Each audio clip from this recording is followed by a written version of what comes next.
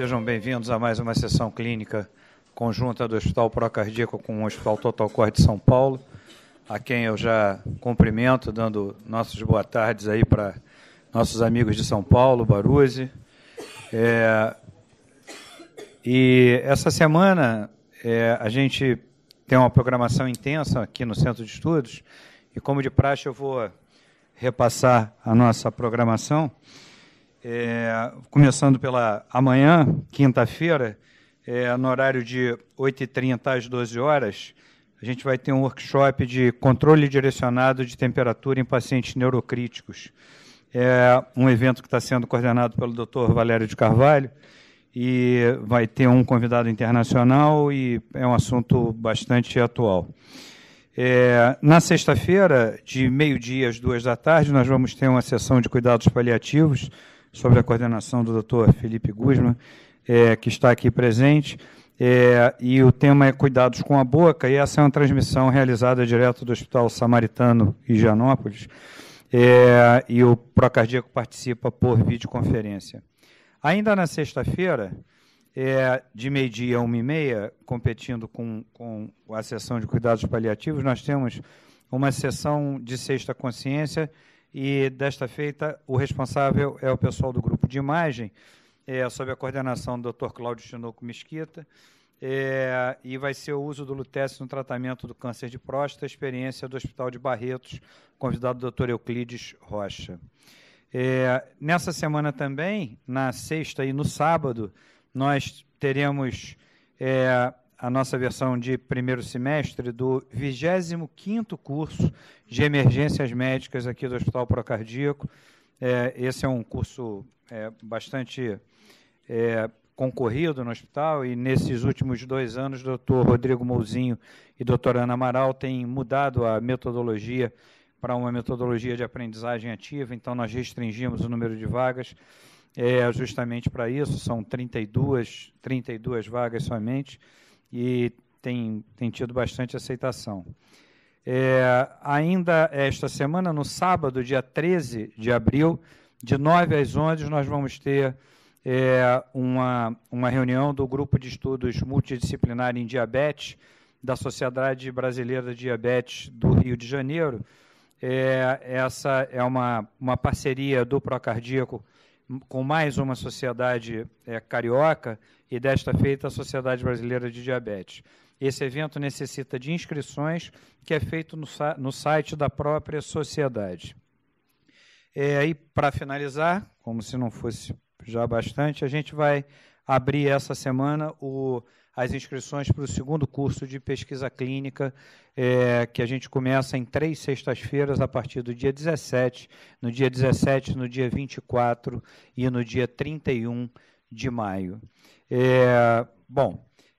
Então eu vou iniciar a sessão propriamente dita, e a sessão de hoje, dentro do nosso esquema de rodízio por unidades, ela está a cargo da unidade de cardio-oncologia, e eu queria agradecer muito a doutora Flávia de Deus, que se empenhou muito na realização dessa sessão, bem como aos debatedores e ao moderador, doutor Felipe Guzman, a quem eu já convido para poder assumir aqui o seu lugar à mesa, para poder, então, fazer a apresentação dos demais debatedores. Obrigado, Felipe. Vamos em frente. Obrigado. Muito bom dia a todos. Obrigado, André, pelo convite. Agradecer também a unidade de cardio-oncologia pelo convite para moderar essa sessão. Dizer que não só uma honra estar aqui moderando uma sessão geral, mas, acima de tudo, uma grande responsabilidade. Um hospital que tem uma história como Procardíaco, um valor de pessoas e profissionais que circulam e trabalham nessa instituição. Então, é uma responsabilidade muito grande estar aqui conduzindo esse momento de encontro e de saber científico do nosso hospital.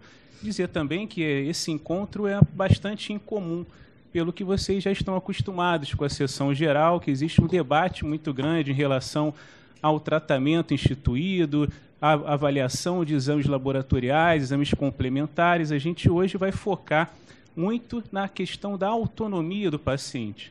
Um ponto que vem sendo cada vez mais discutido, especialmente nos últimos nos últimos 50 anos, né, que a gente vem trazendo o olhar da pessoa que sofre, da pessoa que adoece. A gente olhava e ficava muito angustiado com a gravidade da doença e como tratar essa doença da melhor maneira possível para essa pessoa sair com alguma condição digna de vida. Só que a questão da dignidade ela é extremamente individual, é extremamente subjetiva, porque a dignidade depende da percepção da própria pessoa. E por isso é importante a gente trazer aqui também, no momento de encontro de boa parte da instituição, trazer o olhar de situações um pouco parecidas em termos de gravidade, porém, olhar diferente em relação à vida, em relação à dignidade, em relação à sua qualidade de vida. E esse que é o nosso maior desafio. Nós, enquanto profissionais de saúde, não temos condições de afirmar o que é o melhor para o paciente.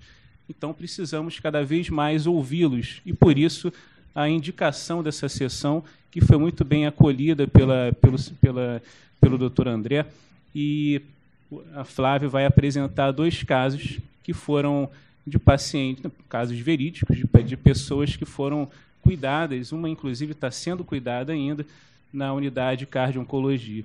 Queria agradecer muito a presença dos debatedores, a Isaura, que é psicóloga do hospital, está sempre muito envolvida com o cuidado paliativo, a enfermeira Liz também, que é enfermeira da unidade cardio-onco, bastante envolvida no cuidado paliativo, a doutora Aline, que, além de médica, é advogada, trazendo um pouco também desse olhar, e a Raquel e o Marcel. A Raquel, fisioterapeuta, trabalha aqui na instituição conosco, também na cardio-onco, com esse foco no cuidado paliativo também, esse interesse, e o doutor Marcel Seabra, que é uma grande figura aqui do hospital, sempre presente, nos apoiando, e o geriatra que vai trazer um acréscimo nesse debate, nesse olhar. Flávio, então, temos tempo a cumprir, né? Como o doutor André disse, lembrando o falecido doutor Enéas, nós precisaremos ser muito precisos nesse tempo e terei essa função, né, de dar em torno de 5 minutos para cada debatedor, mas é o final da apresentação. Queria agradecer São Paulo também, agradecer São Paulo, Totalcor, doutor Baruzzi, muito obrigado mais uma vez por participar da nossa sessão conjunta. E, Flávia, vou pedir ajuda também sua para quando a gente considerar oportuno o momento para abrir para debate. Tá ótimo. Por favor. Boa tarde a todos. Obrigado, doutor André, a direção do hospital, pela essa oportunidade de estar aqui com vocês. Boa tarde, colegas de São Paulo. O título que nós escolhemos para a nossa sessão é 2 opiniões diferentes sobre a finitude de vida. Primeiro caso é uma paciente, sexo feminino, 49 anos, casada, com 2 filhos, empresária. Ela é admitida na emergência do Hospital Procardíaco no dia 1º de março, com dispneia importante e dor torácica. Era uma paciente já com câncer de mama metastático, a gente define como o estágio 4, que já tinha metástase pulmão, pleuro e linfonodos, admitida com dispneia aos mínimos esforços, ortopneia, e já tinha sido submetida a 2 toracocenteses recentes, em janeiro, em Petrópolis, e é internada aqui às 4h40 da tarde, com muita falta de ar e dor torácica. A história patológica pregressa, ela já foi mastectomizada, fez inúmeros esquemas de quimioterapia, eu tive algum contato com o oncologista dela, chegou a ser indicada para Portugal, fazer um tratamento específico, voltou, já vinha em quimioterapia paliativa, e o último ciclo tinha sido há 10 dias, já tinha sido submetida ao esvaziamento axilar e radioterapia local também. E vinha em uso de Dimorf, meio comprimido, de 6 em 6 horas, para controle da dor torácica. Ela chega, a admissão dela é dispneica em ar ambiente, desaturando, uma saturação de 88%, taquicárdica, com uma ausculta com um murmúrio abolido no terço médio e base à direita.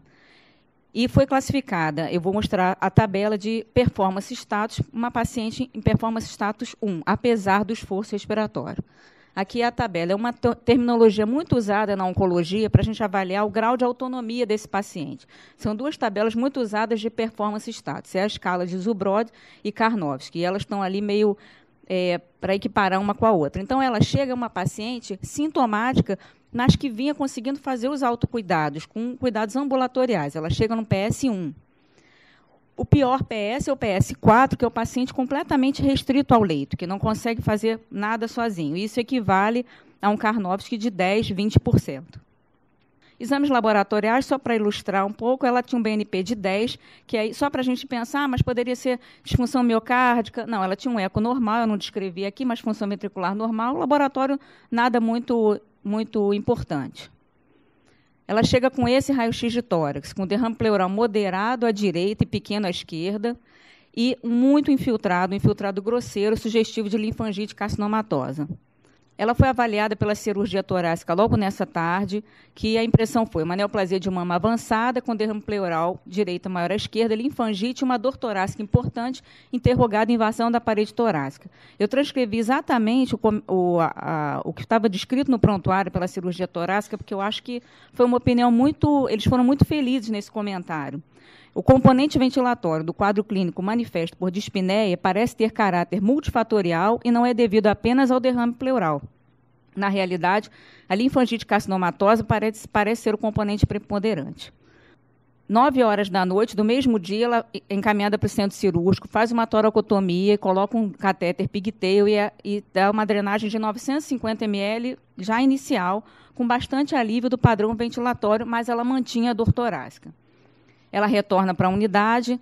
Às 11h da noite, essa escala visual analógica de dor, que a gente também utiliza bastante na unidade, a enfermagem apresenta muito isso para o paciente. Ela estava num nível, numa dor 2/10, e já na madrugada, 1h da manhã do dia 2, ela volta a ter muita dor, é acionada a emergência e é feita analgesia com morfina. No dia seguinte, no dia 2, ela é submetida a uma tomografia de tórax, que mostra ainda um pouco de pneumotórax, massas nos lobos superiores e muito infiltrado sugestivo de linfangite carcinomatosa, um pulmão bastante comprometido. No dia 3, ela ainda evolui novamente desconforto respiratório, dreno não oscilante, troca o sistema, retorna a drenagem, e no dia 4 é indicada a pleurodese, ela faz 9h30 da manhã, faz uma pleurodese com talco estéreo. Isso tudo foi no meio do carnaval, né? Esses dias todos eram carnaval. Foi avaliada pela equipe do COI, que é a equipe da oncologia, e eu transcrevi também o que eles colocaram no prontuário para não ter nenhuma mudança de análise. Converso com o marido da paciente, o mesmo encontra-se ciente da gravidade do prognóstico oncológico, definido em conjunto com a família, por ser desejo da paciente não realizar medidas invasivas de ressuscitação cardiovascular, intubação orotraqueal, cientes e concordantes de medidas não invasivas. A conduta, conforto clínico. E aqui ela é caracterizada como SAVE-3. Você quer comentar, Felipe? SAVE-3 é uma sigla nova que vem surgindo aqui na instituição. É um novo protocolo em relação a como abordar esses pacientes graves em franco processo de final de vida e como estabelecer algo proporcional de tratamento para sustentar a sua vida artificialmente. Portanto, SAV, sustentação artificial da vida.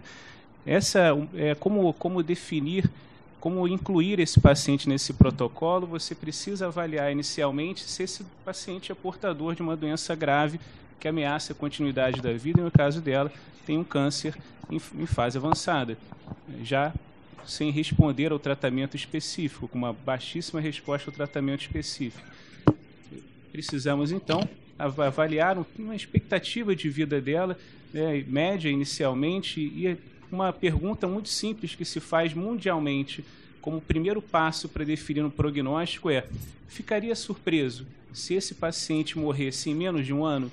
Se eu não ficar surpreso ele falecer em menos de um ano, eu preciso imediatamente refletir sobre o que tratamentos eu devo instituir para sustentar a vida artificialmente.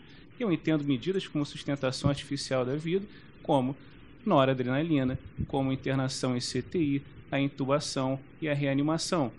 Essa paciente já havia se manifestado, embora no momento ela não tivesse condições de manifestar, né, conscientemente, naquele momento, nem a diálise também, outro procedimento de sustentação. A conversa que a Flávia teve junto com a equipe do COI foi de defini-la num terceiro nível, que é medidas de conforto exclusivo, ou seja, não oferecer qualquer medida de sustentação artificial de vida. O nível 1 seria independente de você acreditar que esse paciente tenha um tempo de vida curto, tudo deve ser feito para sustentar a vida artificialmente, como intubação, como internação em CTI, uso de nora, diálise, né? Então, qualquer cirurgia, se for necessário, qualquer procedimento de sustentação artificial de vida é um nível 1. O nível 2 é um nível intermediário em que você estabelece alguns limites. Nós faremos a diálise, mas não vamos entubar. Faremos poderemos até entubar, fazer uma traqueostomia, mas se entrar no processo de evolução de disfunção orgânica, com uma hipotensão ou até uma parada cardíaca, não será reanimado. Então, estabelecer alguns limites. E o nível 3, então, é não aplicar nenhum procedimento. Então, esse protocolo está ainda em fase de piloto em 2 unidades, a cardio-onco e a cardio-intensiva, como terapia intensiva. Aproveitar para agradecer ao Dr. Roberto, que deu total abertura também a essa implantação. Bom, então ela faz a pleurodese, mas mantém todos os sintomas, é acionada em emergência várias vezes por broncoespasmo, morfina. No dia seguinte, dia 5, o nível funcional dela cai muito, ela é caracterizada como uma PS4 pela equipe do COI. O dreno está funcionante ainda, mas é definido por iniciar um dripping de morfina e dexametasona. À noite, às 11 horas da noite, essa morfina precisa ser aumentada. Isso tudo é para mostrar o grau de sofrimento dessa paciente, dessa família, nesses poucos dias. No dia 6, o raio-x mostra que a pleurodese teve pouco sucesso em relação à resolução do derrame pleural, e ele é retirado pela cirurgia torácica e é iniciada a VNI para conforto respiratório. No dia 6, ela é avaliada por outro médico do COI, que caracteriza como Karnofsky 10%, que é naquele finalzinho da tabela, mostrando que seria um paciente moribundo.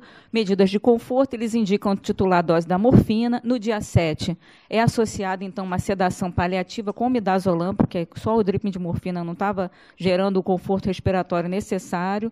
E no dia 7, 1h da tarde, ela evolui para o óbito. Eu vou dar seguimento para o outro caso, para depois a gente poder debater. Caso 2, a internação inicia no hospital no dia 14 de agosto de 2017. É uma paciente mais ou menos na mesma faixa etária, 50 anos, solteira, sanitarista e psicóloga, uma pessoa do nível intelectual e nível de instrução alto. Não tem filhos, mas ela tem uma sobrinha médica, anestesista, que é muito presente e que participa das decisões e ajuda muito ela nessa questão. Ela interna com uma queda do estado geral e dor na coxa esquerda. Essa paciente interna com um diagnóstico já prévio de glioblastoma multiforme, interna com essa dor no membro inferior esquerdo e náusea e tal.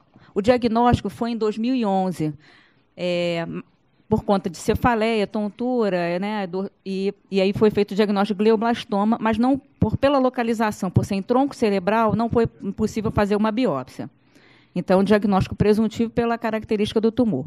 Foi submetida a radioterapia, corticoide, depois uma outra terapia com temozolomida, evoluiu com toxicidade medular importante, um anticorpo monoclonal, que foi interrompido 2 meses devido à progressão da doença, e há 3 meses já vinha piorando bastante. Mas, apesar da evolução da doença e da piora dos sintomas motores, ela, em casa, ainda usava somente dipirona SOS. Não precisava de uma analgesia mais pesada. Ela interna com o exame físico mantido. A única coisa mais relevante era uma plegia do membro inferior direito, com uma paresia importante do membro inferior esquerdo. E um performance status de 2. Ela ainda conseguia se mobilizar um pouco no leito, com ajuda ainda sentava na cadeira, fazia algumas coisas. Isso em 2017. O laboratório expressava principalmente a toxicidade medular referente ao tratamento oncológico prévio. E ela interna com essa ressonância, com uma lesão infiltrativa e expansiva, comprometendo principalmente o bulbo ponte e se estendendo para os pedúnculos cerebelares e ao segmento cervical da medula, mais ou menos a nível do platô superior de C3. Ela seguiu internada, eu tentei resumir o máximo, mas ela continua. A gente conseguiu ter o controle da dor, mas ela foi evoluindo com uma piora funcional importante e motora, piorando a autonomia, acendendo a lesão. Passou a ter uma tetraparesia, restrita ao leito.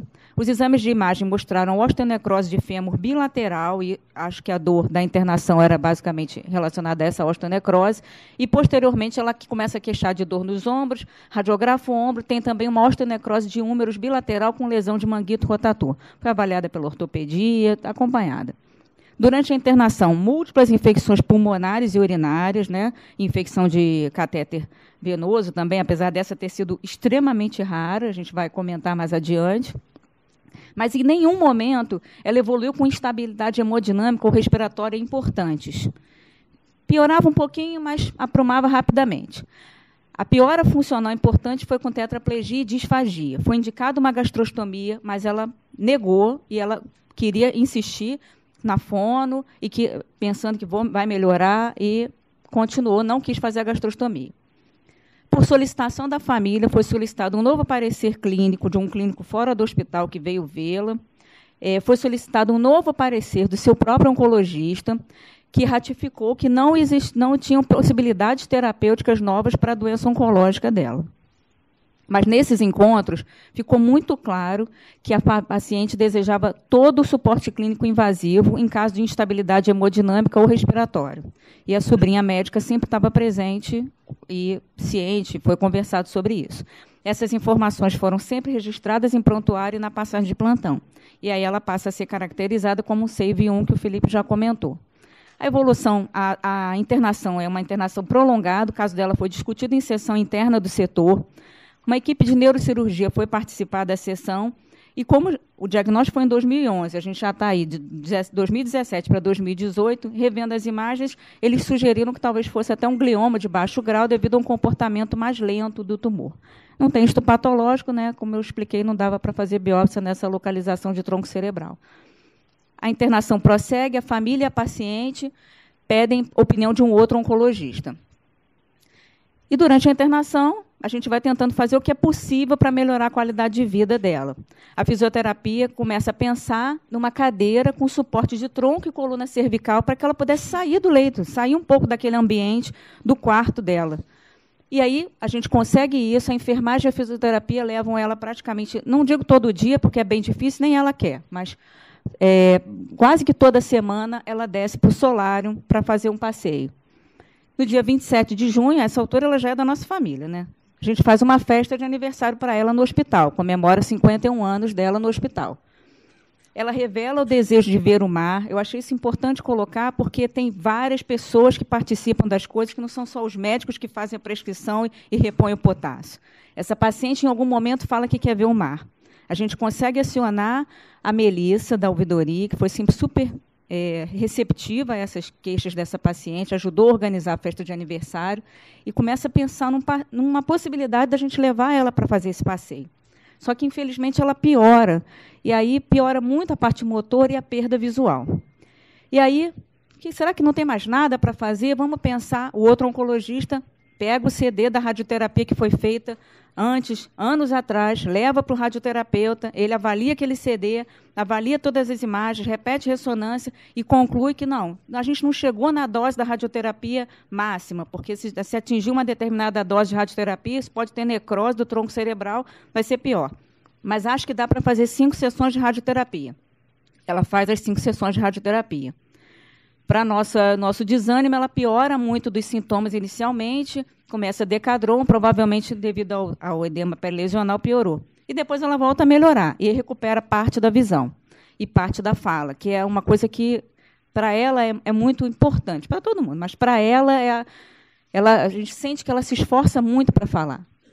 Em janeiro desse ano, ela começa a falar que ela quer ir para casa em home care. E uma solicitação do home care é que ela vá com gastrostomia. E aí ela pede, então, para fazer a gastrostomia.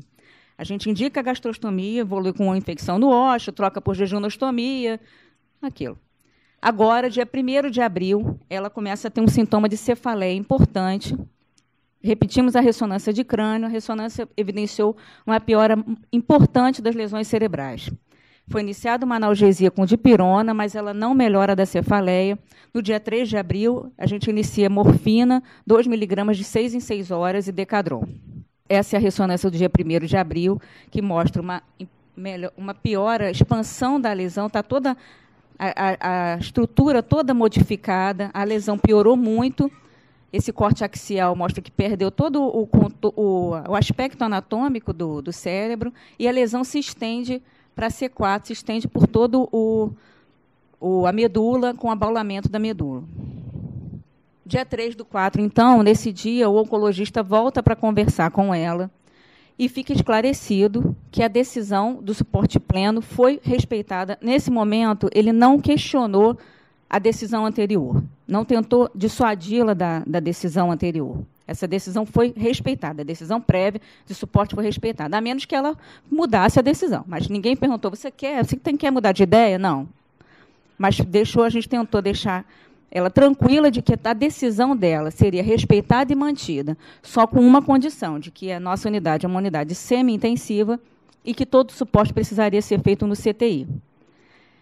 Então, ela não iria ficar naquele ambiente, né? É uma regra do hospital e por segurança dela mesma e de toda a equipe. Então, novamente, se mantém a classificação SAVE-1. Ela melhora um pouco no dia 5 sem dor, não tomou mais morfina. A sobrinha médica depois solicita um novo parecer da neurocirurgia, que já reviu as imagens e vê a piora importante com compressão do quarto ventrículo e um pouco de hidrocefalia. E conversou com a gente que não indica DVP, até pelo prognóstico reservado, mas que, se em algum momento essa cefaleia se tornar intratável com medicação, talvez a gente possa reconversar. Mas ela foi avaliada pela neurocirurgia. E hoje ela está estável e sem cefaleia. Esse assunto dessas duas visões tão diferentes de finitude de vida foi sugerido, principalmente pelo Dr. Cláudio Domênico, nosso coordenador, porque o que a gente vem vivendo isso na nossa unidade. Aqui é um hospital geral, né? Um hospital privado, então é difícil internar só pacientes oncológicos na unidade. Então, a gente tem um banco de dados, e a nossa unidade foi inaugurada dia 21 de junho de 2016. Até agora, até domingo, esses dados são de domingo, a gente já internou 1.478 pacientes. 259 internados com doença oncológica atual. Internados por este motivo. E isso vem aumentando ao longo dos anos. De 2016 para cá, o direcionamento de pacientes oncológicos para a nossa unidade está cada vez maior. E desses pacientes, 46 já internam sem proposta de tratamento, já na admissão. E outros evoluem sem proposta de tratamento ao longo da internação. Então, foi por isso que a gente quis trazer essa conversa, né? Porque tem sendo um dilema importante para a gente. Qual é a similaridade entre os dois casos? Duas pacientes portadoras de câncer sem proposta de tratamento oncológico. O que elas têm de diferente? Uma já interna em sofrimento respiratório, em agonia respiratória, em risco iminente de vida, e estabelece claramente que ela não quer medidas de suporte invasivo. Isso é a diferença dos casos. E a outra é uma paciente sem proposta de tratamento, uma paciente com evolução da doença, com uma piora funcional progressiva muito importante, em nenhum momento correu risco de vida, mas que deixa muito claro que, se isso acontecer, ela quer todo tratamento invasivo. E, a partir daí, os dilemas a enfrentar. Apesar do Felipe ser moderador, a gente queria que ele falasse um pouquinho que é o maior dilema nesse momento, né, da insuficiência respiratória desses pacientes. Algumas questões, tipo sororoca, sedação paliativa, né, intubação paliativa. Se você puder fazer algum comentário. Flávia, antes de responder, o Dr. Kovac pediu para fazer um comentário em relação à finitude. Talvez tenha aqui uma oportunidade para trazer mais conteúdo para nós. Por favor, Dr. Kovac. Eu me interessei no assunto da finitude desde que eu conheci os trabalhos de Potter, que escreveu em 1971 um livro chamado A Ponte para o Futuro, Bioética, a Ponte para o Futuro. Em inglês, The Bridge to the Future. E ele escreveu a palavra bioética e eu me dediquei à finitude. Tive a oportunidade, em 1999, por ser amigo e médico do presidente da Fundação Getúlio Vargas, Carlos Ivan Simons Leal, discutir com ele, já que ele era presidente de uma entidade que lidava com economia e administração, se ele já tinha parado para pensar, se já foi assunto dentro da Fundação, o que o Estado gasta por ano com pacientes que estão praticamente numa finitude irreversível, muitos deles em CTIs. Foi o que me preocupou justamente na fala, é que eu via pacientes 3, 4, 5 meses na CTI, com aparelhos, com intubação, com diálise e com a vida artificial. Então eu perguntei a ele e ele disse, puxa, esse é um assunto que merece uma visão diferente. Ele fez, então, uma coisa importante. Eu entrei em contato com 2 professores da Fundação, a doutora Fátima Baima e a doutora Istima Casnar. Fizemos, no total, de 1999 a 2013, 7 seminários sobre saúde e, inclusive, discutindo aspectos da bioética. Inclusive, convidei vários dos nossos colegas aqui que participaram de vários desses seminários. Mas o assunto fundamental que realmente nos levou a tudo isso foi o problema do gasto ético, não é do gasto econômico, diante de um dilema ético como esse que a Flávia acabou de nos demonstrar aqui com 2 pacientes. Eu me referia, quando falei com o Carlos Ivan, sobretudo nesses pacientes idosos, que já tiveram uma vida muito longa, acima de 80 anos, que ficavam no CTI. E nós temos aqui o exemplo de um paciente que a Flávia está cuidando também, um membro da Academia Brasileira de Letras, e que está aqui há, sei lá, uns 3 ou 4 meses com uma cascata de complicações. E tudo isso custando. Alguém está pagando e ele está completamente fora do ar. Então, isso é o número 1 do comentário. O comentário número 2 é que, como eu tratava de muitos membros da Academia Brasileira de Letras, eu fui convidado e fiz uma mesa redonda junto com o Paulo Niemeyer, com o Drauzio Varela, com o Ivo Pitangui na época, Cândido Mendes, o Raul Kutait, e fizemos um seminário que versava sobre a vida com hora marcada, a natureza agredida. Então, era basicamente também um assunto de bioética e finitude. Nessa ocasião, eu apresentei também um trabalho importante, e quando, por ocasião do 10º aniversário do falecimento de Antônio Weiss, com quem eu mantive 30 anos de amizade e como paciente, também foi um assunto de mesa redonda dentro da Academia Brasileira de Letras. Então, esse assunto, que começou já desde 1971, quando Potter, Van Rensselaer Potter, escreveu o artigo fundamental, o livro, a bioética, a ponte para o futuro, que tocou na bioética tanto do nascimento, quer dizer, coisas ligadas a abortamento, etc., como a finitude, que é justamente esse problema que a Flávia está trazendo aqui. E eu me permiti de fazer esse comentário um pouco prolongado, porque isso já vem vindo e incomodando. Aqui mesmo no Procardíaco, o Roberto Gamarzo, que é testemunha, nós fizemos mesas redondas sobre desafios bioéticos da finitude. Foi assunto de qualquer coisa como há 5 ou 6 anos atrás, uma mesa redonda aqui, não é, Roberto? Sorte que eu me permiti de fazer esse comentário e agradeço a oportunidade de fazê-lo aqui de novo, com os colegas de São Paulo e tudo. Perfeito, Kovac, obrigado pelo comentário. Eu queria abrir também para São Paulo, doutor Baruzzi, obrigado pela participação. Se vocês querem participar, fazer algum comentário nesse momento. Sim, boa tarde a todos, obrigado pela palavra. Um tema absolutamente atual. Nos últimos 10 anos, acho que houve um grande progresso nessa questão do paliativismo. O Conselho Federal de Medicina tem resoluções a esse respeito. O Código de Ética Médica respalda o médico nessa questão do paliativismo, respeitando sempre a vontade e o desejo do paciente ou o seu responsável. Mas nós estamos autorizados, sim, a discutir o paliativismo, oferecer isso ao paciente, com respaldo, então, do Código de Ética Médica, resoluções do Conselho Federal de Medicina. Aqui no estado de São Paulo nós temos a Lei Mário Covas, que é uma lei estadual, na época que o ex-governador já falecido, Mário Covas, ele baixou um decreto, uma lei, que o paciente tem o direito, onde ele quer morrer, ele pode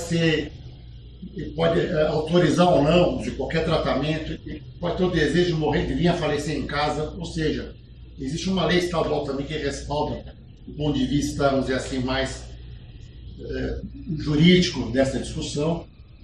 E eu acho que esse momento é um momento difícil, que nós mesmos, eu especialmente, sou de uma geração mais antiga de médicos, e esse tema, quando começou a chegar nas UTIs, nós ficávamos um pouco preocupados com a questão de conceitos antigos, e isso tudo mudou muito nos últimos 10 anos, especialmente por ações do próprio colegas intensivistas, que tiveram um papel importante na questão do paliativismo. Hoje, o paliativismo tem a Sociedade Brasileira de Cuidados Paliativos, é uma especialidade médica, então isso tudo evoluiu muito. Mas o que eu diria é que esse momento tem que ser um momento de serenidade. Embora eu possa, com conhecimento médico, ter plena certeza em, dizer assim, suspender um tratamento com um determinado paciente, isso esbarra na vontade do paciente, esbarra nos familiares. E outra questão, nem todos os profissionais da equipe de saúde estão preparados para tal decisão. Eu tive uma paciente no Hospital Albert Einstein, que não há nenhum segredo de falar isso, onde a família me pediu que eu estubasse a doente por ser a absoluta condição de terminalidade, e uma das enfermeiras da UTI, não prejulgando a enfermagem, não é isso, mas aconteceu, ela falou: Baruzzi, se você estubar esse doente paliativamente, eu vou fazer uma denúncia sobre a sua pessoa no Fantástico. Então, nem sempre os profissionais de saúde também estão, assim, com o mesmo pensamento da família, do próprio médico. Então, nós esbarramos no nosso entorno. Então, isso merece muita discussão, muita maturidade, um momento de serenidade, ajudar os colegas que não estão compreendendo esse momento, que venham a compreender. Isso tudo evita, vamos dizer assim, que o coração se torne amargurado. Finalizando, nós temos 2 livros na nossa vida. Temos o livro da ciência e do conhecimento. Isso todo dia nós abrimos o livro do conhecimento. Existe o segundo livro, que é o livro do amor, do carinho, da compaixão. Então, quando não existe mais o que fazer pelo ponto de vista científico, nós temos que aprender a abrir o livro do amor e da compaixão, oferecer aquilo que nós mesmos não estamos acostumados a oferecer. Estender a mão, uma sedação. Então, isso é um exercício que todo dia nós aprendemos. Mas são 2 casos muito elucidativos. O segundo caso, que a paciente se recusa a deixar de ser tratada, então cria-se um dilema. Eu já fui consultar também no CFM se o médico é obrigado a entubar um paciente em estado terminal por desejo do paciente, mas se isso vai contra também os seus princípios. O médico também não é obrigado a fazer tudo, sabe? Se isso vai contra os seus princípios morais, etc. Então ele pode recorrer à Comissão de Ética do hospital ou ao próprio Conselho Regional de Medicina e dizer que ele se sente incapaz de tratar desse paciente porque ele vê isso com condição de terminalidade. Então você pode pedir auxílio dos profissionais para tentar desempatar uma questão que às vezes fica conflituosa até. Essas são as minhas considerações. Obrigado. Perfeito, Baruzzi. Muito obrigado. Colocações muito importantes, como o Dr. Kovac trouxe também o ponto de gasto financeiro, que isso é necessário. A gente olhar também, a gente está no hospital privado, mas isso no hospital público a gente sabe que os recursos são limitados também, então esse debate precisa vir à tona. E o olhar também, doutor Baruzzi, frente à questão do cuidado com esse paciente, né? Esse cuidado está extremamente alinhado. Não só ter um olhar afetuoso, mas também com muita ciência para amenizar o seu sofrimento, que é possível, e isso que vem trazendo como grande contribuição no avanço da medicina paliativa, que é trazer conteúdo técnico, científico, e não só de compaixão e empatia, mas conteúdo técnico científico para que possa se associar a essas medidas, seja farmacológicas ou não farmacológicas, em trabalho em equipe para amenizar o sofrimento. Dr. Tabac... Obedecendo o testamento vital, né? Obedecendo sempre o testamento vital, e é importante dizer também que esse protocolo ele contempla o testamento vital. Tivemos 2 casos aqui relativamente recentes de pacientes que já chegaram com o seu documento pronto e foram extremamente respeitados. Tabac, eu vou, se puder ser bem breve, que a gente está com o tempo curto. Só um comentário, eu acho que é importante, porque fui eu que cuidei dela de 2011 a 2017. Na verdade, fui eu que solicitei a internação dela para aqui quando apareceu a questão dolorosa. Então, só alguns dados de esclarecimento. Ela, de fato, tinha um diagnóstico de um glioma de baixo grau. ela foi tratada inicialmente somente com radioterapia. O Temodal foi iniciado quando ela apresentou o primeiro sinal de progressão. Ela apresentou complicações hematológicas graves que acabaram resultando na necessidade de interrupção da droga, mas, como nós podemos ver, ela é extremamente determinada e, enfim, passado um período, ela optou pela continuidade do tratamento. Ela apresentou essas complicações, a suspeita foi de necrose asséptica dos fêmures, que resultou nessa internação dolorosa. Durante essa internação, essa última internação desses 2 anos, eu estive com ela 2 vezes. Antes, nós havíamos discutido com ela sobre as questões da continuidade do tratamento. E eu acho que isso é muito relevante do que diz respeito à questão do primeiro caso, porque qual é o significado de nós queremos fazer tudo? Quando se coloca essa questão, muitas vezes, fazer tudo, para o paciente, ele não tem, muitas vezes, uma compreensão disso. Então, é muito importante que isso seja colocado antes da internação, não no momento final, para que ele possa participar desse processo. A gente vê, no primeiro caso, por exemplo, a discussão não deve acontecer no momento da emergência, porque a intubação poderia ter acontecido muito antes da decisão do SAVE-3. Então, eu acho que essa talvez seja o cuidado mais importante e a lição mais importante de que o cuidado paliativo se institui ao longo do tratamento do paciente. Essas 2 questões, do meu ponto de vista, não são absolutamente dissociáveis dessa questão. E, de fato, foi isso que aconteceu. Eu posso mencionar, foi isso que mencionou sobre a questão da participação do médico. Ela exigia, entre aspas, apesar, e agora voltando à última questão, a questão da segunda paciente, ela cobrava isso da equipe. Ela cobrou isso do ponto de vista oncológico e eu a coloquei, embora nós tenhamos, ao longo desse período, um relacionamento, enfim, próximo, muito próximo, o fato de que eu não me sentia, vamos dizer assim, determinado. Eu não julgava esse uma intervenção adequada de se iniciar qualquer outro tipo de tratamento oncológico que não, na minha compreensão, que fosse modificar a história natural da doença. Quer dizer, o que nós vimos, a sustentação de vida dela, se deve ao fato dela ter recebido um excelente cuidado clínico. Todas essas questões, fossem elas não introduzidas dessa maneira, já resultariam na morte dela muito mais precocemente. Então, o que se fez, obviamente, foi um atender a essa determinação, mas a única, vamos dizer assim, a ressalva que eu diria é que essa discussão, como aconteceu de fato com essa segunda paciente, foi o fato de haver essa discussão com ela e exatamente essa decisão minha de não proceder com nenhuma outra intervenção, já que eu não julgava isso apropriado. E a última questão, é só uma lembrança curiosa, esse desejo de ver o mar. Eu tive, 3 meses atrás, a oportunidade, eu diria assim, de poder ver exatamente isso dessa maneira, uma paciente internada de 32 anos com um câncer de estômago avançado, já com carcinomatosis peritoneal, obstrução intestinal e dores por conta de doença óssea, em que ela também expressou esse desejo e, de fato, foi viabilizado, e ela desejou isso uma vez informada que ela iria falecer, e ela, buscando a significância da vida dela, ela optou pela sedação paliativa, e, de fato, isso aconteceu, seguindo todas as normas do Conselho Federal de Medicina, e, nesse período de 72 horas, ela conseguiu fazer exatamente isso. Ela conseguiu reunir tudo o que ela precisava para que a vida dela fosse preservada para a eternidade.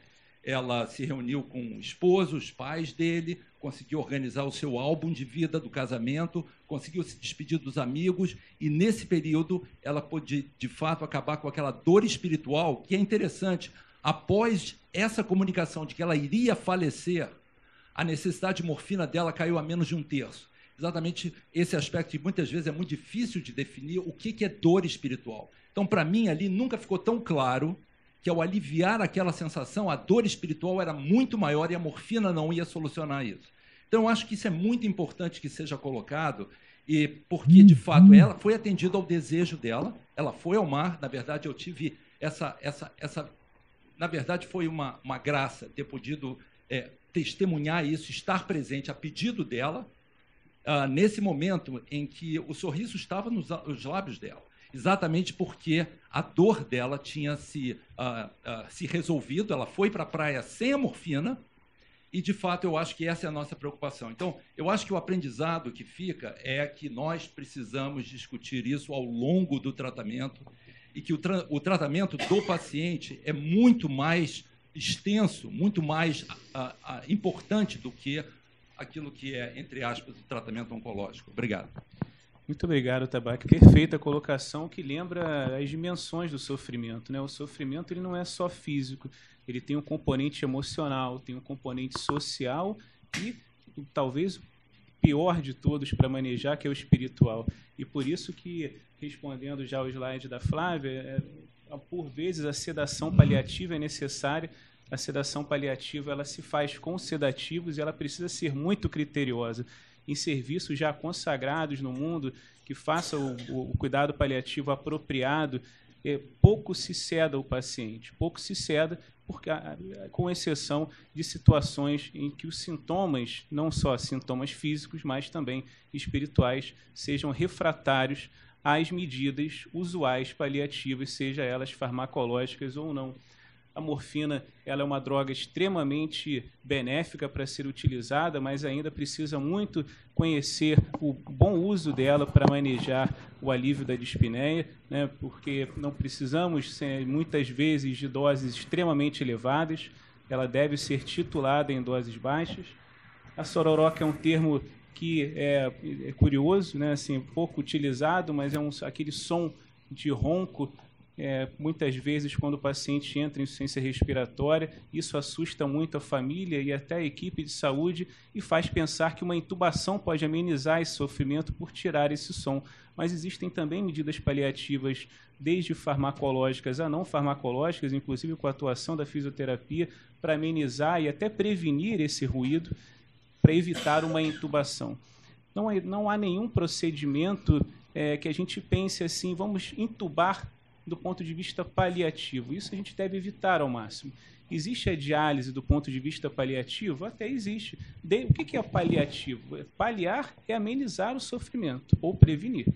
Se naquele momento todas as medidas que você busca para oferecer um alívio do sofrimento não está conseguindo, um procedimento pode oferecer, mas ele pode oferecer o alívio do sofrimento e postergar esse tempo de vida. Então, isso precisa ser ponderado caso a caso. Então, teoricamente, intubação paliativa não existe, esse termo, desde que você pense que nenhuma medida daquela paliativa esteja amenizando esse sofrimento da insuficiência respiratória. Raquel. Boa tarde, eu sou a Raquel, fisioterapeuta rotina da unidade de cardio-oncologia. Então, o principal objetivo, né, da gente, da fisioterapia, é melhorar a dispneia desse paciente, tentar manter esse paciente funcional por o maior tempo possível, né, e controlar, manejar a dor desse paciente. São dois casos assim bem diferentes para a gente, né? A primeira paciente chegou para a gente. Na nossa avaliação, a gente ainda conseguiu deambular com ela, a dispneia ainda não era tão importante, tão significativa. No dia seguinte, ela já cansava os mínimos esforços. Para ela e para a poltrona já foi bem difícil, ela já ficou bem debilitada. E 2 dias depois, ela já evoluía com a franca dispneia, né, insuficiência respiratória. Foi quando a gente discutiu a indicação da ventilação não invasiva e que, por algum momento, essa ventilação não invasiva foi eficaz para ela, trouxe um conforto ventilatório, né, que o objetivo no momento era esse, mas que no dia seguinte já não trazia mais esse conforto ventilatório que a gente esperava. Foi quando a gente conversou sobre a sedação paliativa e aí começou a sedação paliativa e, infelizmente, ela foi a óbito. Então, o importante é a gente estar avaliando cada paciente de forma individual e esses objetivos mudam a cada dia, né? Um dia o paciente está de uma forma, no dia seguinte já está de outra, então esses objetivos vão mudando, isso é importante nós reavaliarmos esse paciente diariamente. E no caso da nossa paciente 2, é uma paciente que já chegou com uma performance status pior, né? Uma paciente que já não tinha um controle de tronco adequado, precisava de auxílio para sentar à beira do leito.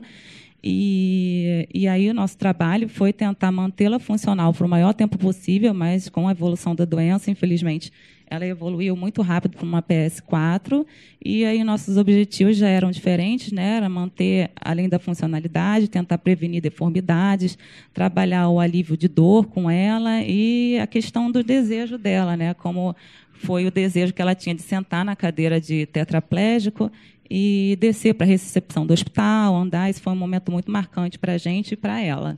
Então, foram objetivos muito diferentes. Bom dia a todos. Meu nome é Liz, eu sou enfermeira. Vou começar contando sobre o meu contato com a primeira paciente. Quando eu entrei no leito para passar a visita, ela já estava em sofrimento, estava com dreno, com pigtail, mas em dispneia, com dor, posicionada de forma inadequada. E, naquele momento, o doutor Marcelo entrou no leito junto comigo e nós tivemos autorização do cirurgião para estar fazendo o manejo daquele dreno. E o dreno estava obstruído. Quando eu troquei todo o circuito, a drenagem foi de 400 ml naquele momento e a paciente conseguiu respirar novamente. Então, foi um grande alívio para todos nós conseguir resolver, intervir naquela situação. Ela ficou bem, ficou com suporte de oxigênio, estava saindo do leito, tomou banho fora do leito, andou com a fisioterapia e foi um dia muito tranquilo para ela, só que ela evoluiu também muito rápido. Em um outro plantão, ela já chegou completamente desconfortável, entrou a morfina, não estava sendo eficaz o manejo com macroventilação, com suporte de catéter O2. E foi até aumentada a titulação da morfina, mas nós não conseguimos oferecer o conforto necessário até que foi iniciada a VNI nessa paciente. E foi uma questão muito discutida porque alguns profissionais, não do nosso setor, de outros setores, não viam a VNI em paciente terminal como eficaz e diziam não ter indicação. E nós provamos que, além de ter indicação, foi muito eficaz naquele momento para aliviar os sintomas daquela paciente. Ela sentia muita dor, mas a dor dela estava sendo controlada com a própria morfina. A queixa dela principal não era a questão da dor, era a questão da dispneia. Né? Sobre os cuidados diários dela, no início ela chegou andando, deambulando, fazendo a sua própria... seu próprio autocuidado, e no momento ela já estava totalmente restrita ao leito, em que os cuidados eram todos feitos pela enfermagem. Chegou para a gente com o PortoCat, que é um dispositivo que a maioria dos pacientes oncológicos já chegam, que facilita muito tanto o nosso trabalho quanto o conforto do paciente, que ele não precisa ficar sendo funcionado várias vezes, e todas as medicações dela foram infundidas pelo PortoCat. Nossa unidade tem treinamento para isso. E agora eu vou falar da segunda paciente. A segunda paciente já virou da família, como a doutora Flávia fala, e o contato íntimo com ela se torna cada vez mais difícil para todos os profissionais do setor. Por quê? Porque nós, profissionais, somos treinados a curar a doença. E quando essa doença se torna incurável, a gente percebe que esse paciente está em terminalidade, a gente acaba se afastando, porque, na verdade, nós não aceitamos a morte, o processo de morrer. Isso acaba sendo doloroso para a gente. Então, muitos profissionais, no momento que aquele paciente mais precisa da família, do carinho, do cuidado, acabam se afastando e delegando suas funções a outros colegas que têm mais facilidade para estar manejando essa questão da sensibilidade. No meu último plantão, eu entrei no quarto dela. Ela estava muito bem após um dia muito difícil, e no aniversário dela eu dei um abajur, que é um sol. Eu falei que o abajur teria que ficar ligado porque a minha luz ficaria dentro do quarto, junto com a luz dela. Isso ajudaria ela. E ela sorriu e ficou muito feliz naquele momento, porque anteriormente nós tivemos um dia muito difícil por conta de toda a dor que ela sentia, aquela cefaleia. Ela tem muita resistência com a morfina, muitos pacientes têm resistência com a morfina, a começar pelos médicos que têm resistência de prescrever, os profissionais de enfermagem que acreditam que no momento que entrar morfina eu vou acelerar o processo de morte, e isso eu falo muito com os meus técnicos, que a morfina não acelera o processo de morte quando ela é bem titulada. Ela alivia o sintoma do paciente, então ela trata o sofrimento, ela não está acelerando o processo de morte. Isso não é eutanásia, né? Então ela tinha um fim, uma finalidade naquele momento. Por ela ter muita insegurança em utilizar a morfina em dor eminente, eu puncionei um acesso subcutâneo, o que trouxe mais segurança para ela naquele momento. E foi uma forma dela também estar aceitando, mais uma vez, com o Marcelo, que é um médico que tem muita sensibilidade também, né? E nós conseguimos controlar a dor dela com PET de fentanil, com a morfina e com a dipirona, sendo todos aprazados em horários intercalados para que nós tivéssemos uma janela. E logo depois ela já estava sem dor.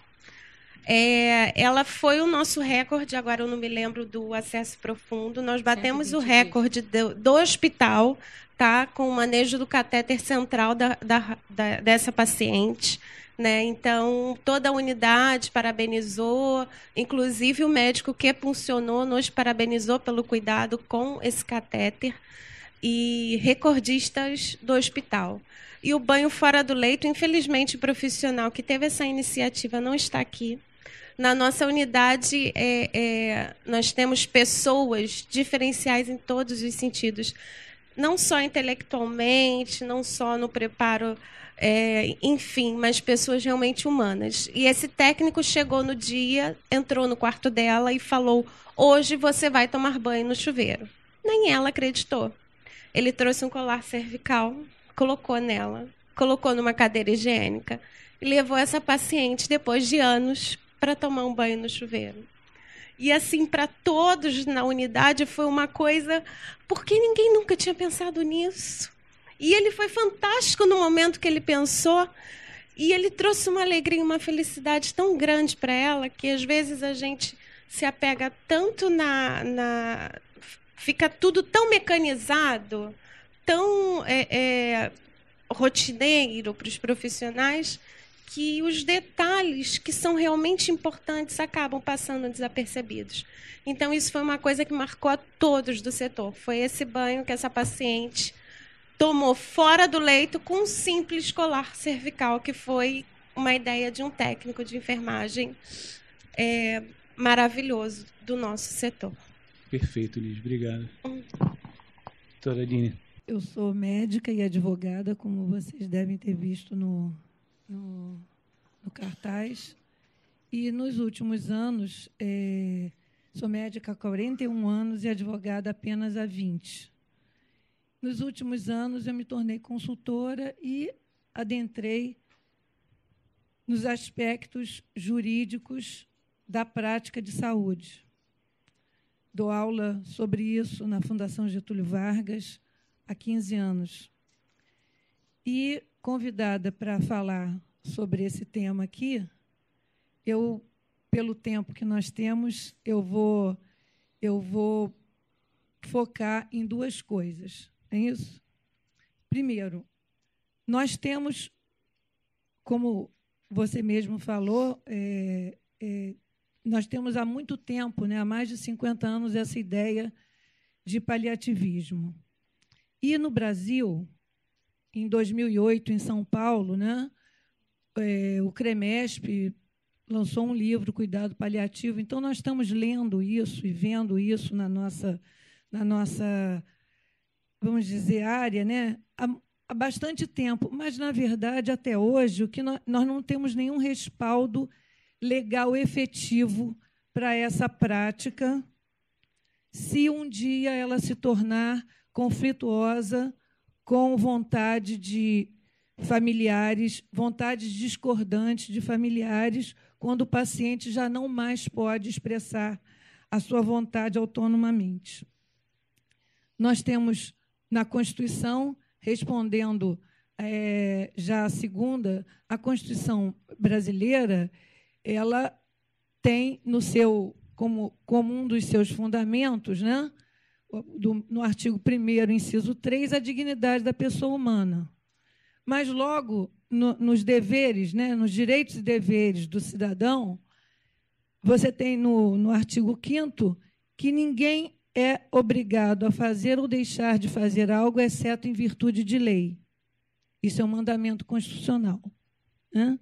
E, logo abaixo, o outro inciso é que a pessoa tem direito a não ser tratada de forma de tortura ou sem dignidade, no mesmo artigo 5º dos direitos do cidadão.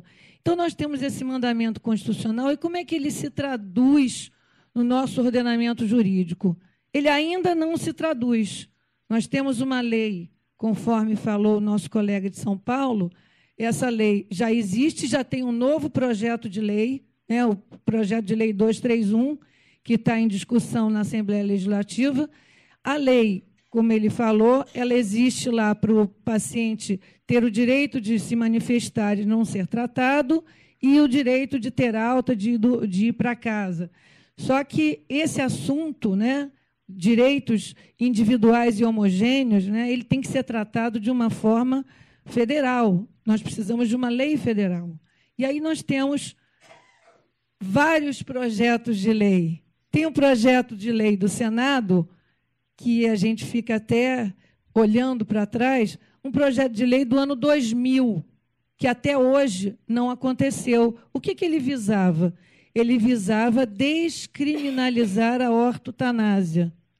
Então, ele fica em discussão, ele se transformou num projeto de lei na Câmara dos Deputados, que tem um outro número, se vocês quiserem, o número está aqui na ficha, porque eu não decoro essas coisas, já que a gente pode sempre consultar.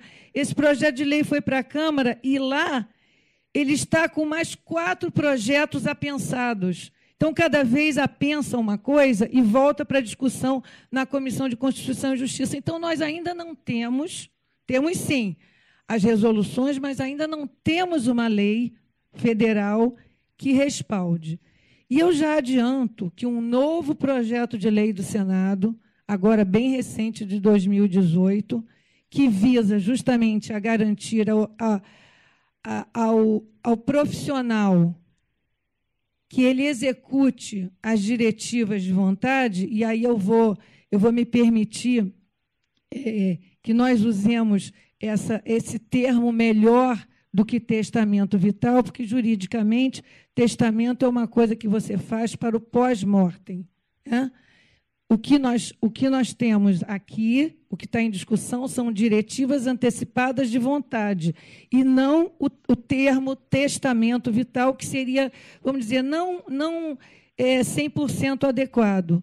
Como é que isso é visto nos cartórios? Os cartórios tratam esse assunto como uma escritura declaratória. Você vai lá e faz uma escritura declaratória. Esse novo projeto de lei, que vai recepcionar o profissional a atender essas diretivas antecipadas, ele obriga uma formalidade. Essas diretivas têm que ser feitas no cartório. Então, nós temos leis vindo aí que vão modificar a operacionalidade dessas vontades. Hoje, as resoluções do Conselho Federal, e realmente a resolução de 2006, ela abriu a porta, né, em 2006, ou seja, há 13 anos, para que isso pudesse começar a ser feito. Essa resolução foi alvo de uma ação civil pública no Distrito Federal, que foi julgada improcedente, mas o objeto daquela ação civil pública era anular a resolução. Ou seja, ainda não há na jurisprudência um consenso em relação ao desempenho no sentido de você praticar a ortotanásia. Ela ainda não está autorizada. Ela foi entendida naquela ação civil pública como adequada, mas ela não se aplica a um caso concreto. Então, nós temos que ter muito cuidado na hora de registrar a vontade do paciente. Vamos lá. Vou lá para o terceiro, porque eu estava falando com vocês antes, né? A gente tem material jurídico nisso para falar uma manhã inteira.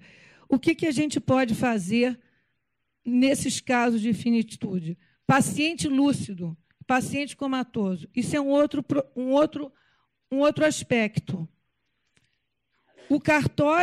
Os cartórios não estão exigindo atestado de psiquiatra.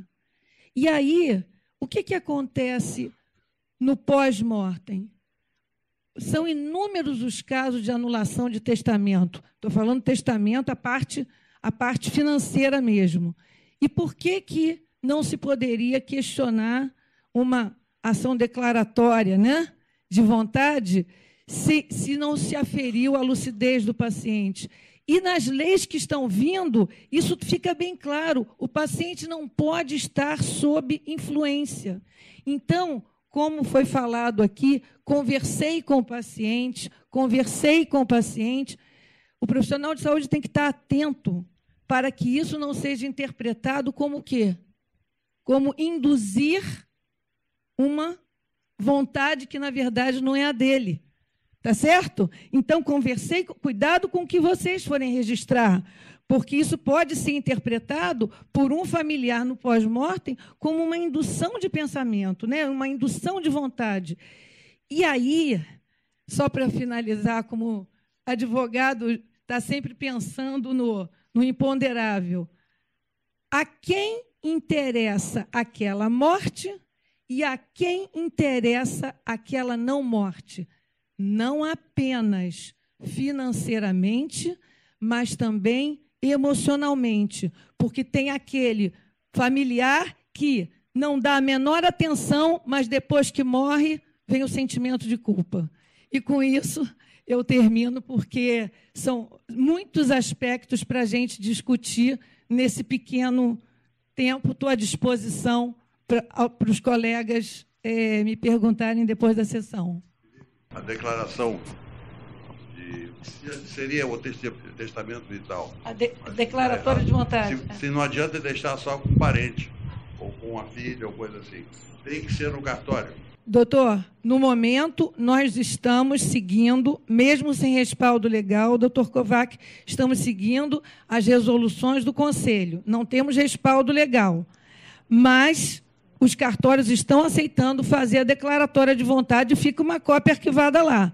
Agora, o profissional ele só vai saber que ela existe se o paciente entregar. Então, fazer a declaratória de vontade não significa que aquilo vai ser executado, porque o médico ainda não lhe foi dado, né, a capacidade de adivinhar. Então, o paciente tem que apresentar aquilo. Se não apresentou, o médico não tem obrigação de cumprir. Pode ser que um familiar vá lá e pegue e entregue a cópia. Quando o paciente já esteja comatoso, o médico tem que registrar que recebeu, registrar no prontuário e, seguindo as recomendações do Conselho, as resoluções, melhor dizendo, ele tem que cumprir. Mas vem uma lei aí, estão vindo leis que aí vão modificar a forma de operacionalizar isso.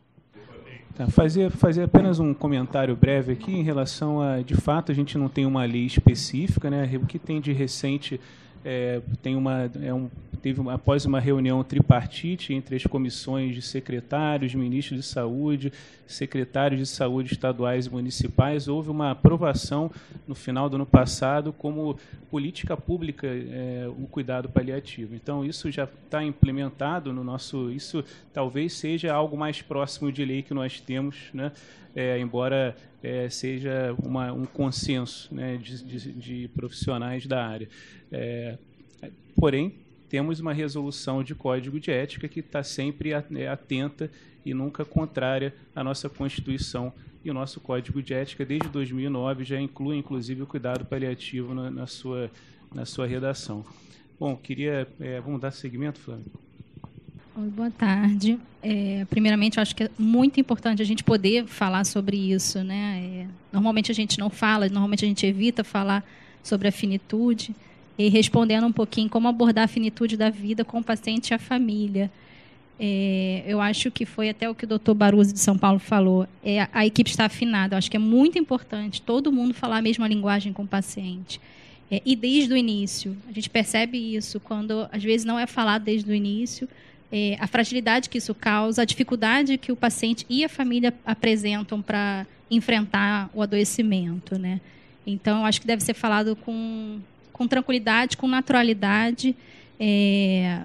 Deve-se entender desde o início também o que representa essa doença para aquele paciente, qual o momento que ele está vivenciando essa doença, para ele, para a família, e aí também tentar entender o sentido disso para abordar prognóstico, para abordar finitude, enfim, tentar ser breve aí também. Em relação à experiência da gente, né, enquanto psicólogos, o que torna essa passagem mais tranquila.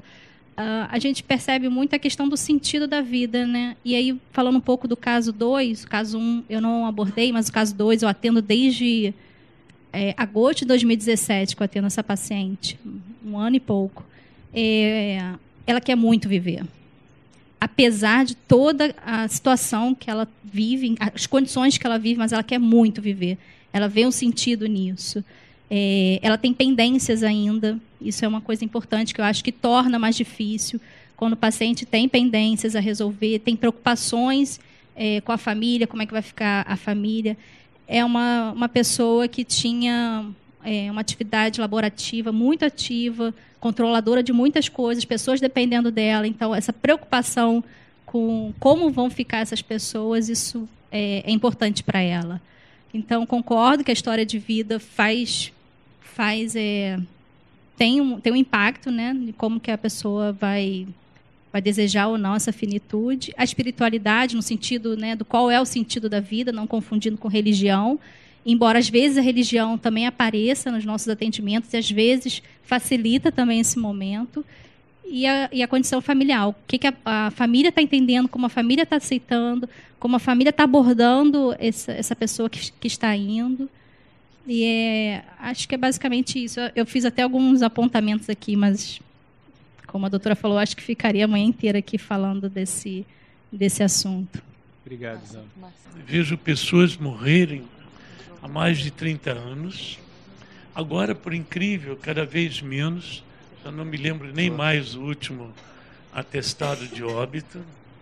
Tal está sendo a complexidade, e boa parte disso também se deve ao cardíaco, e as pessoas estão morrendo de uma outra forma, pelo menos o setor social que a gente atende.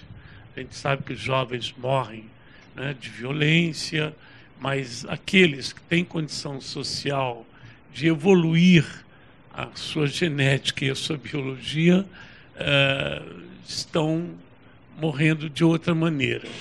Uma coisa interessante que eu não vi ninguém aqui falar, e eu botei ali a International Association, né, de Cuidados Paliativos, que veio e surgiu depois da OMS estabelecer, eu acho que em 2002,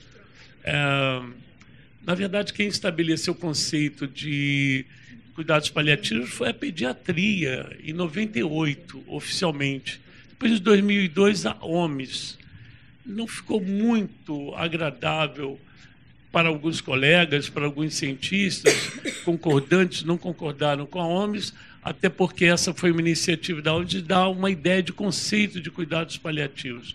Veio, então, o grupo americano, né, que vem tentar estabelecer um conceito e uma diretriz, uma orientação, que foi o trabalho do Lancet em 2017.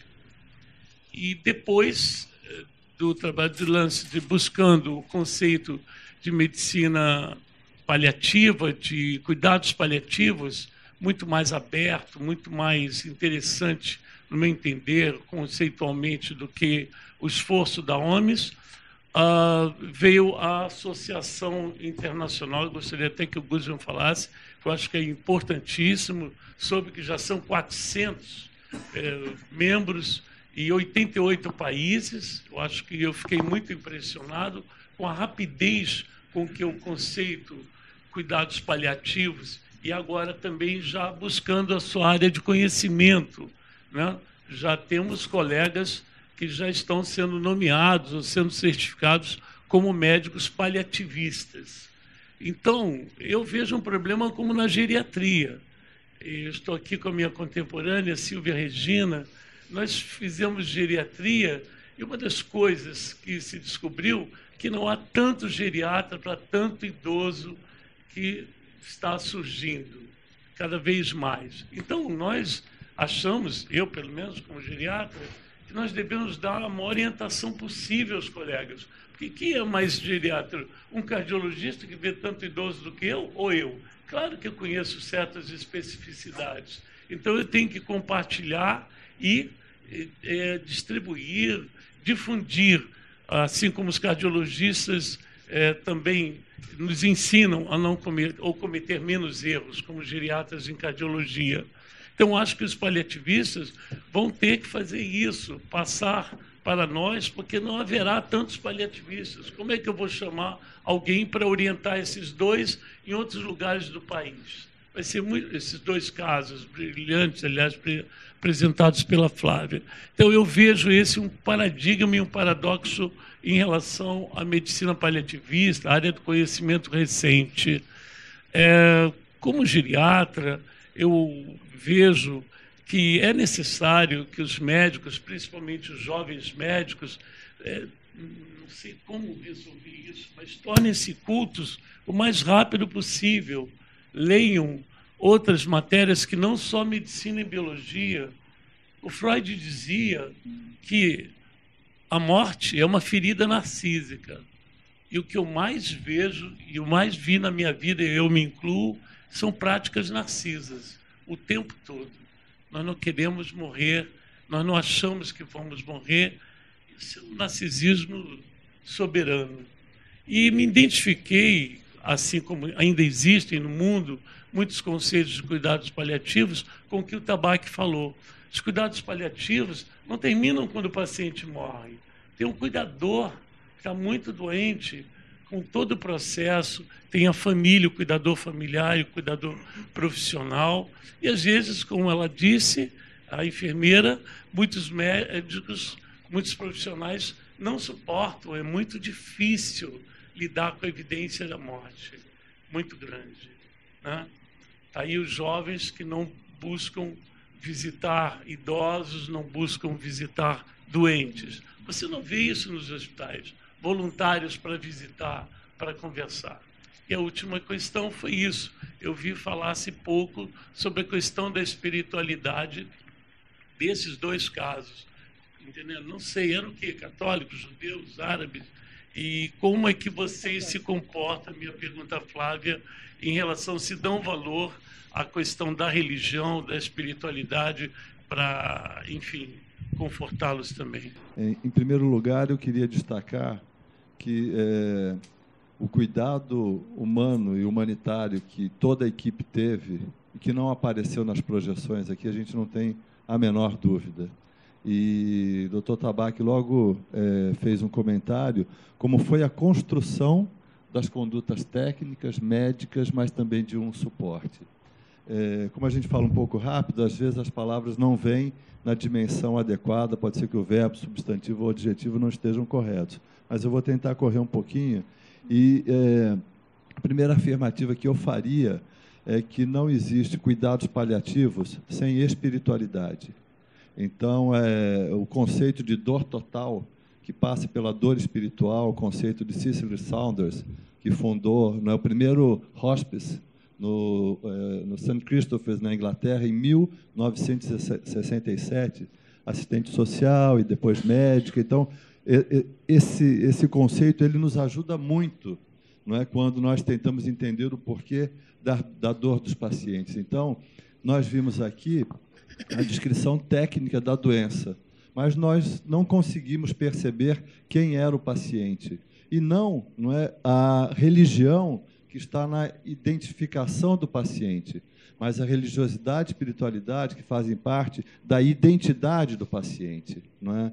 E esse foco, essa atenção, ela se constrói muito antes da finitude, muito antes do início dos cuidados paliativos. Em cada momento, nossos pacientes precisam de uma anamnese espiritual. Obviamente que, em alguns cenários, isso será mais relevante ou menos relevante, mas para essas situações que a gente está vendo aqui, eu diria que são fundamentais. Tem uma recomendação de que isso seja feito até o 5º dia dos pacientes em terapia intensiva.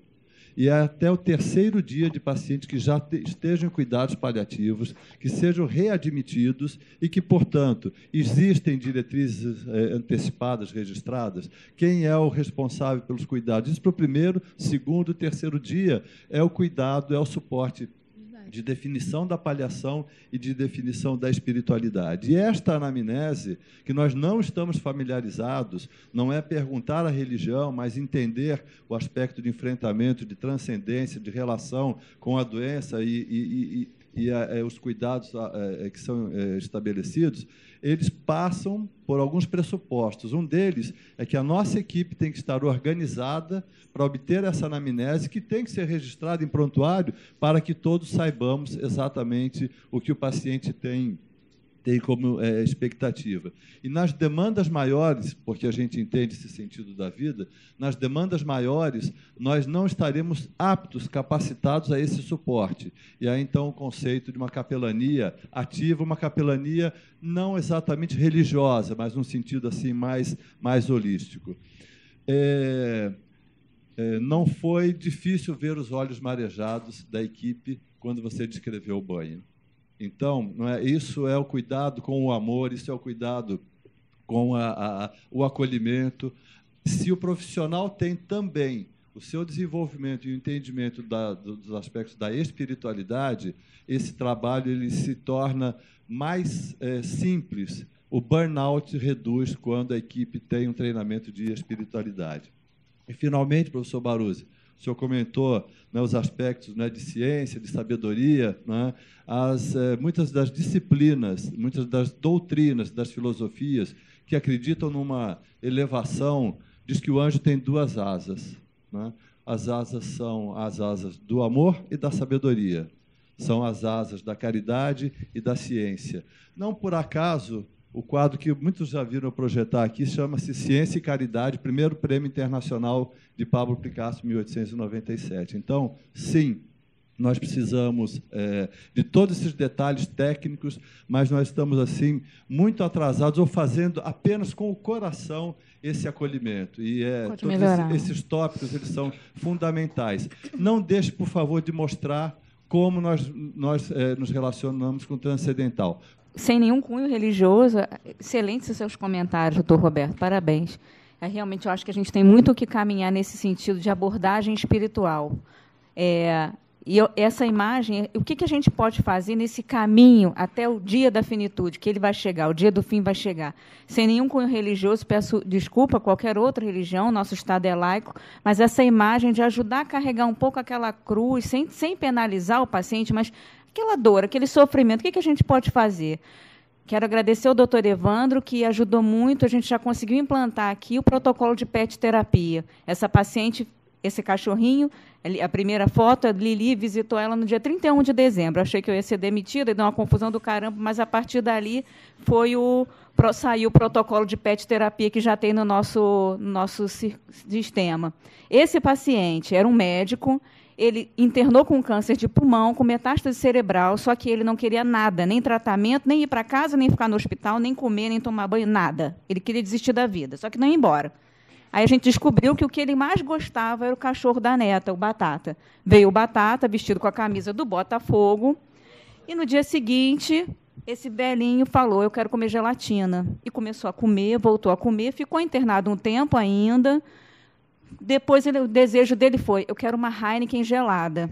O Carlinhos trouxe a Heineken gelada, evoluiu isso no prontuário, isso está documentado. Ele tomou a Heineken gelada, falou para mim, doutora, essa foi a melhor cerveja da minha vida. Naquele dia, ele entrou em insuficiência respiratória, iniciou o dripping de morfina e morreu. Mas a gente conseguiu, acho que a gente conseguiu aliviar a cruz desse paciente e dessa senhora que amava essa cachorrinha Lili.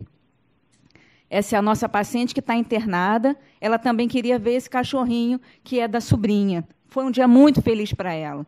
A gente faz tudo o que pode para ela. Com o auxílio da Melissa, da direção anterior, a gente fez uma festa de aniversário para comemorar os 51 anos dela. Foi perto da Copa do Mundo, ela ganhou taça de Copa do Mundo, e todo mundo feliz, comemorando, tentando aliviar essa paciente que não tem uma família, um suporte em casa para ir para home care, e precisa estar no hospital, e a gente está tentando ajudar.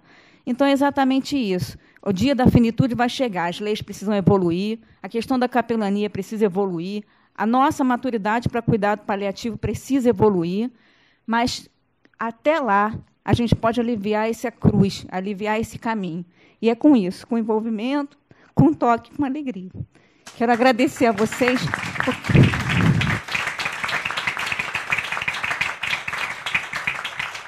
Desculpe, que eu sou uma manteiga derretida. Isso só é possível quando as pessoas estão juntas. E essa foto a Liz que mandou. Isso só é possível em equipe. Ninguém faz nada sozinho nessa vida, né? Em nome da nossa equipe, do nosso chefe, do Carlinhos, eu quero agradecer a oportunidade de estar aqui. Muito obrigada.